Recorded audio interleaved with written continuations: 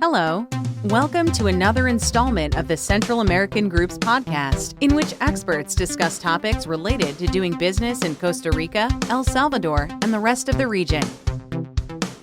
Hello, and welcome to another installation of the Central American Group podcasts. In these discussions, we speak with internal and external. Hello, and welcome to another installation of the Central American Group's podcasts. These discussions are held with experts that are internal to the company and external to the company. Today we have someone with a wide range of experience in the Costa Rican medical device sector. He's external to the company. He's worked with many medical device manufacturers in Costa Rica. Therefore, he has a wide breadth of knowledge concerning that industry.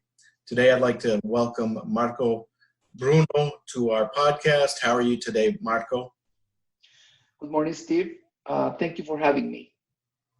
Is there anything you'd like to tell us about in terms of your biography so that our listeners would have a good idea of what your experience has been? Sure. Again, my name is Marco Bruno. I'm an industrial engineer with an MBA. I've been working for companies in the medical industry, in the medical sector for around 20 plus years. Names like Microvention, Terumo, like Confluent Medical, like Align Technologies, like Meridian Medical, mostly on the operation part, but very, very happy to be in this sector, especially when you know that you are doing something that is eventually going to be saving lives. Well, you mentioned quite a number of well-known companies there.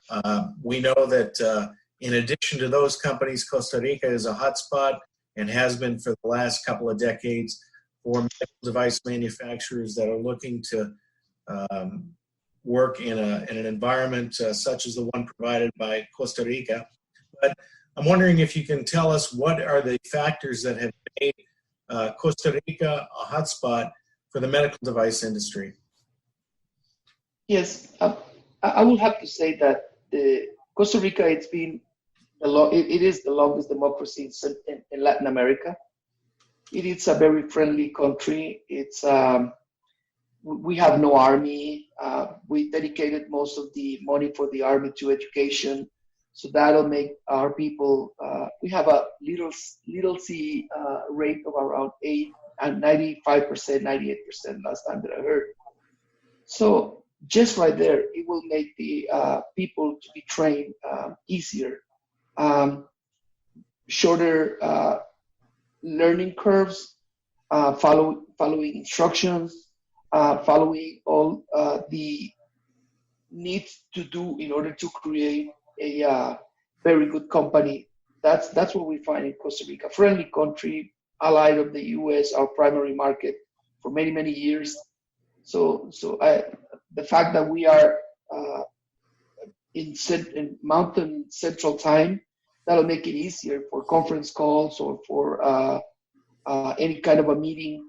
And also, we are 3 hours away from Miami, Houston, same day delivery, daily flights. I don't know how many flights from U.S. companies are coming down to Costa Rica. So I think a mix of all of that I just say, it's what make Costa Rica a very sweet spot for medical device industries.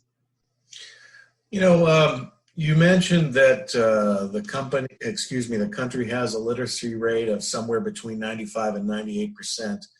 That is a plus, obviously, as you mentioned, regarding training individuals. But what else is so special about the workers and technical people in Costa Rica? Again, it's got to be related to the education. Again, Costa Rica is not spending money on any army, though we are spending money on education, which make it easier for people that is going to be trained to follow instructions, to read those instructions. Now, lately, there's a second language that is being taught in schools and universities, which is English, sometimes French, mostly take English, which also makes it easier for us to educate those. And there's a bunch of universities, especially technical universities, especially technical universities that are, now providing courses to become industrial engineer, mechanical engineer, which make it easy not only for the people that are going to be working on the product, but also the people that are going to be working on in engineering departments, maintenance departments. So I guess it's more like the people, the education, the way that Costa Ricans are, easy people, friendly, very smiley people. I don't know. That's kind of that mix that it's creating Costa Rica such a success story. And I say that because most of the big companies that are in Costa Rica, I don't know, Edward Life Sciences, Abbott Cardiovascular,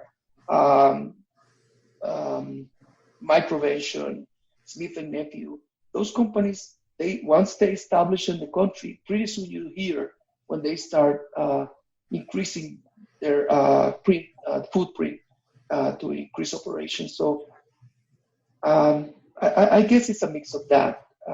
The kind of people that are working, people that are relating, people that are trust, people that are open, honest. That's what it is, I guess.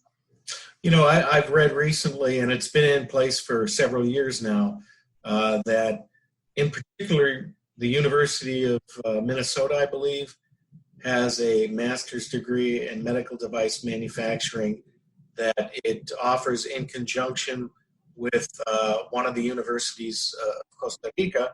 So, not only do workers in Costa Rica have bilingual education as a favorable attribute, Costa Rica is training people at the master's degree level as well. What is Costa Rica capable of doing in terms of medical devices? What different kinds of products are manufactured in your country? That's a very interesting question. We can go from neuromodulation to neuroendovascular, respiratory, optics, aesthetics, endoscopy, women's healthcare. There's a company here called Hologic that do most of that. Orthopedics, sport medicine, that is related to the guys of Smith and Nephew. Radiology, dental, surgical devices, cardiovascular and vascular, ostomy, and medication delivery systems. All of that has also been creating some of the companies around them that are suppliers that works not only on parts for those medical devices that I just said, but also supply of material. Okay, well, you've mentioned a lot of the factors that are in Costa Rica's favor in the medical device sector. Is there any one thing that you would point out as the reason why Costa Rica has become such a competitive company in the medical device industry? I will say the fact that Costa Rica is located strategically very near to the States. Also, the fact that Costa Rica, because of free trade zones that we have here, we have in free trade agreements that we have with different countries, we have zero tax on import and export. Though like China, every product that's coming from China to the US is paying around 25%, Costa Rica is paying zero. And there's also an interesting thing here, Steve, which is the fact, something that in the medical industry we call speed the market, which is the fact that when you do a product, when you develop a product, the best thing you want to do is to put it on the market as soon as possible. And the fact that Costa Rica is very close, it will make us a sweet spot for doing that. And not only that, and one of the things that I was forgotten is the fact that Costa Rica totally respects the intellectual property IP. That's very important. You mentioned China with regard to tariffs. China is another issue when it comes to intellectual property as well. That's right. We have people sometimes that when they listen to these podcasts, they have questions, and we always like to make the people who have participated in these podcasts available to individuals with their questions. if somebody wanted to ask you something, how would they go about it? Do you have an email address they could contact you at? Yes, of course, and I'd be more than glad to answer any kind of questions. They can reach me at marcobruno@hotmail.com. I'm going to say that again, all in small letters, marcobruno@hotmail.com. Okay, Marco, we will have that email address in the transcript of this recording as well for people that might want to get in contact with you. Thanks a lot for joining us today. We really appreciate your insight and your participation and wish you the best of luck. Thank you, Steve, and thank you for having me.